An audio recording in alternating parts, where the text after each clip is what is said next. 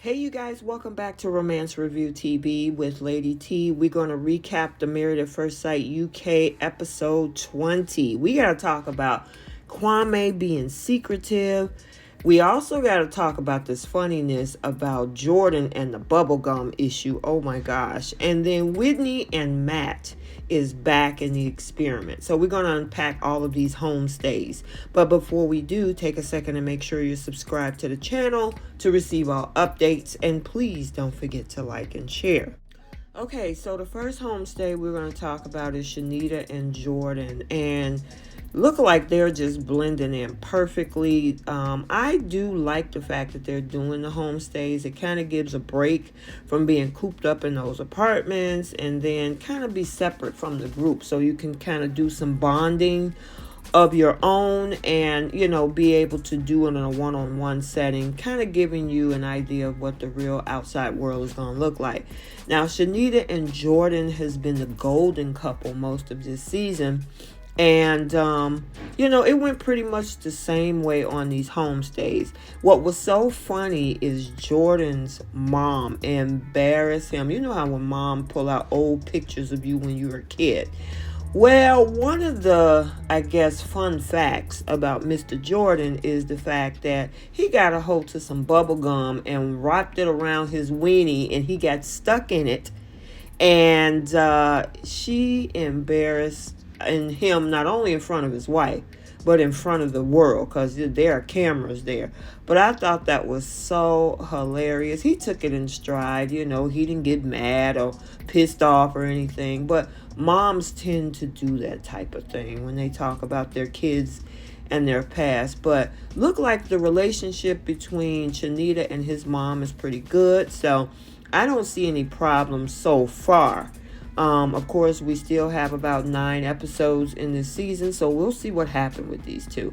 Let's move on to Jenna and Zoe's homestay. So I was wondering how this is going to work because one thing that Zoe mentioned in her confessional is that it could definitely be a big deal when it comes to, moving in or seeing Jenna's lifestyle, because vegan is just not a diet, it's a lifestyle. I mean, they have vegan purses, vegan makeup, vegan everything, and that's cool.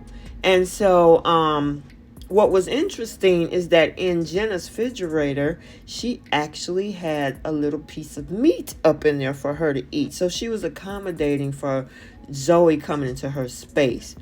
They actually got to sit down with some family, and it was Jenna's family. And the biggest issue that they have is trying to mend their, kind of conjoin their lives, because there's a 2-hour, I think, distance between the two of them. Now, Jenna looked like she's hoping that Zoe is going to kind of move into her lifestyle.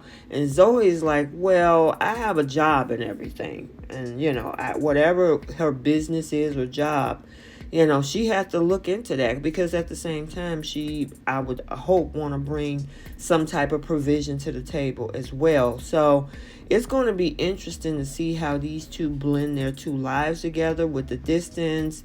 Jenna thinking that Zoe's going to just pick up and move down there by her. That's going to be interesting to see how they figure all that out. Can it be done? Maybe they have to make some compromises and some concessions, but I think they can work that out, but we'll have to see.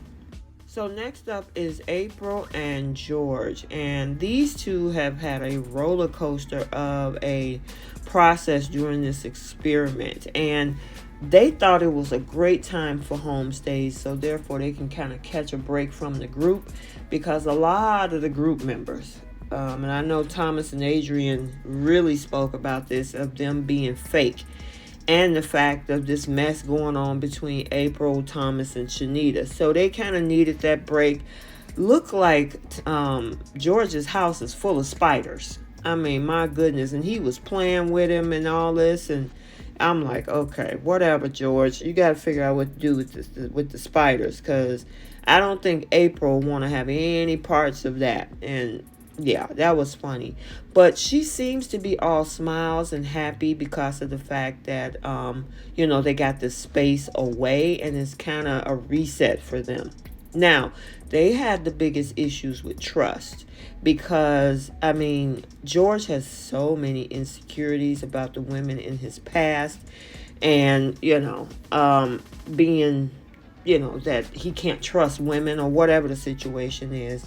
But right now, these two seem to be doing pretty well. And it seemed like at this particular point in the process, she's really truly into him. Now, what happens later, we have to wait and see.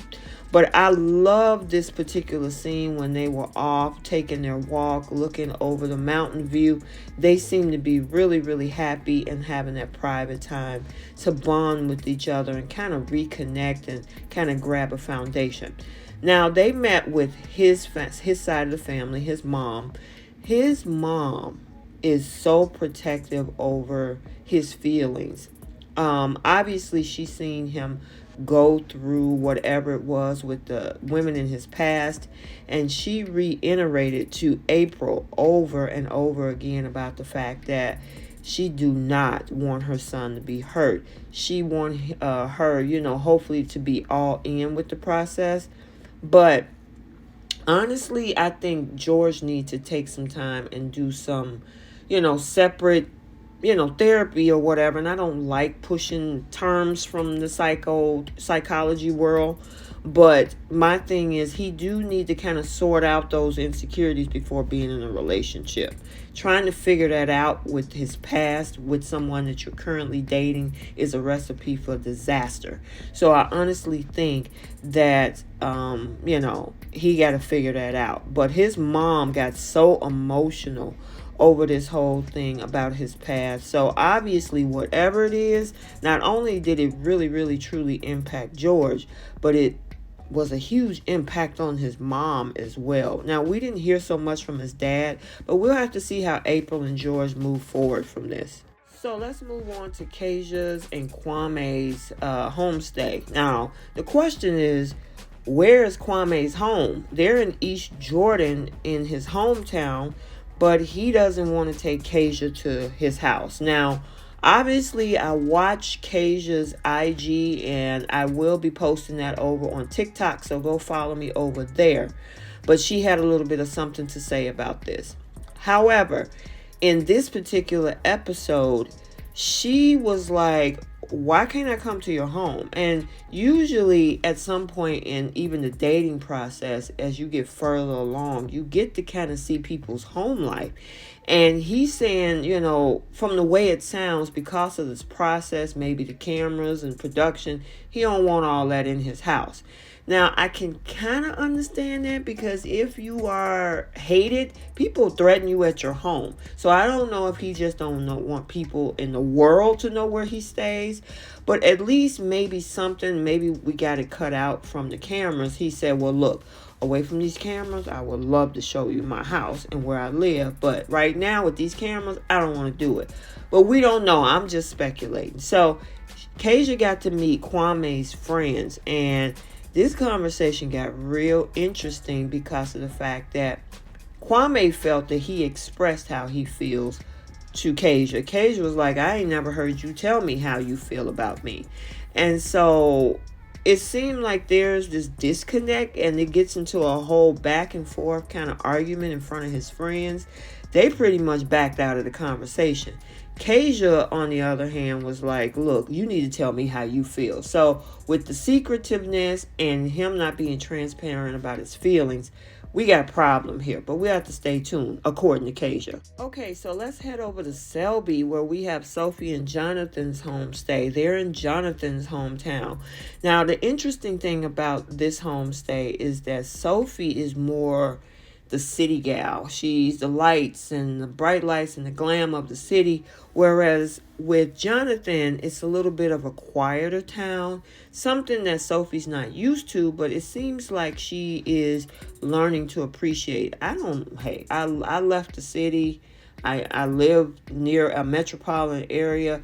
I now live in the suburbs. I like the quiet life. So I can understand what Jonathan is used to, but at the same time, there's got to be a balance. What about her life as well? And they got to mesh those two together. Now, the biggest issue with this couple and they're struggling getting back in the group, because in the honeymoon they were great, is excuse me, his issue of being so direct and brutally honest. And, they had this whole thing about, how can you not care about what your wife thinks? He didn't say he didn't care about what she thinks. He said he don't care about the opinions of the group. That's a difference. It's one thing to care about what your wife, your husband thinks.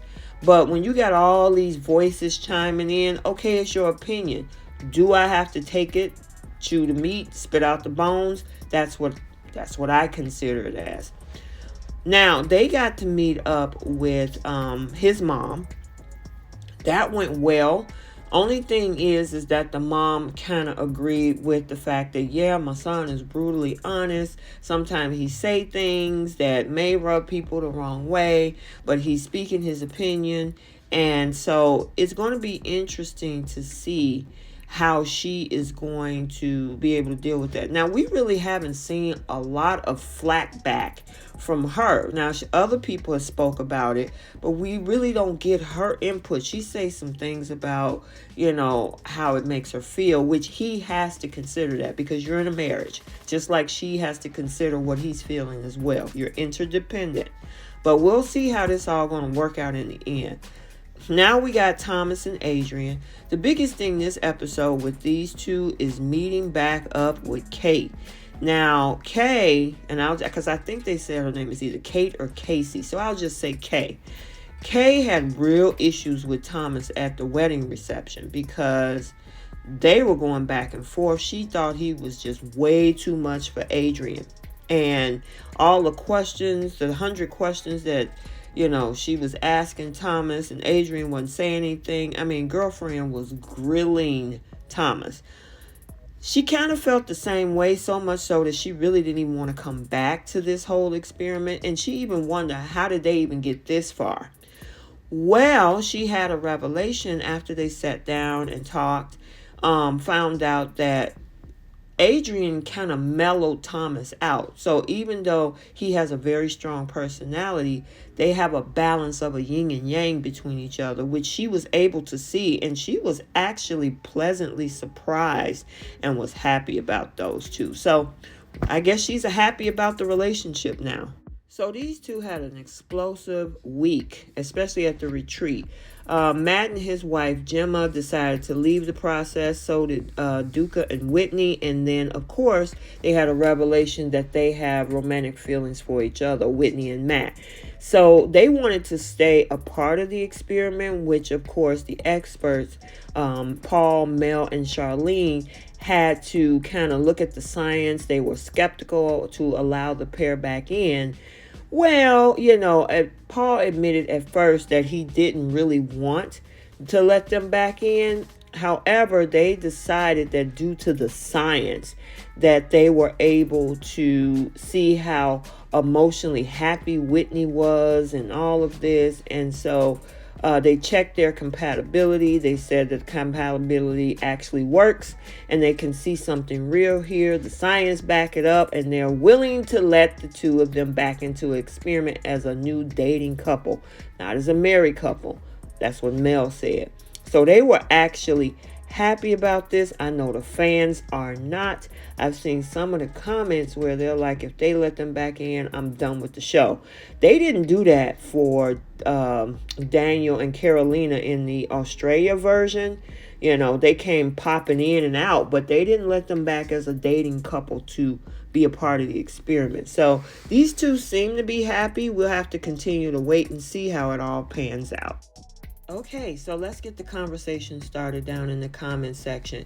Do you think Kwame is hiding some big secret in regards to the whole situation with April and George? Do you think they're going to make it? What about Jonathan and Sophie? Can they move forward past his very, very blunt and outspokenness? And are you excited to see Whitney and Matt on camera as a newly found couple? So until the next video, like, comment, and subscribe, and we will see you soon. Bye.